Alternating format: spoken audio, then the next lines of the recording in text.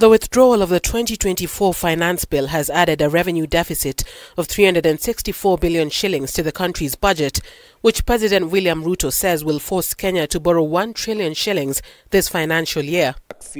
But a report released by Auditor General Nancy Gathungu in June showed that the government could not account for 1.1 trillion shillings borrowed between the year 2010 and 2021.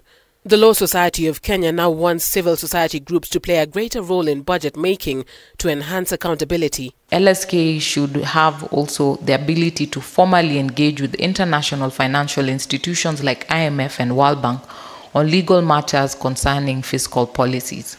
That's the only way that we can also ask hard questions to these international bodies that continue to raise the curtain or turn a blind eye towards what is happening in the nation. The Okoa Uchumi campaign held a public assembly in Nairobi today, where the Office of the Comptroller of Budget flagged the increasing levels of domestic debt, which stand at 5.41 trillion, saying Kenya risks falling into debt distress. The central bank reports that Kenya has so far borrowed 10.27 trillion shillings, which is equivalent to 70% of the country's GDP. In July, global rating agency Moody's downgraded Kenya's credit rating, putting the country in poor standing and indicating a very high credit risk. If you look at those domestic borrowings, 534.2 is interest which has been paid to service the domestic debt. Why?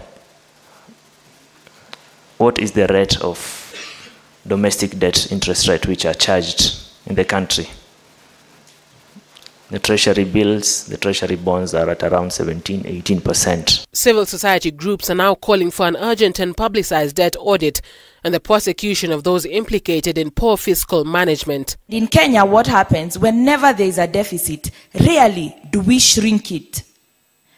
Through supplementary budget, the deficit increases. Because despite the bloodshed that we had seen in the last 2 months, despite the demands that had been made by Kenyans about the need to clean up the public sector, the president unashamedly gave us a person who was being actively investigated for several cases in regard to corruption. And the prosecution of those implicated in poor management of public funds. Muriel Adhiambo, K24 TV, Nairobi.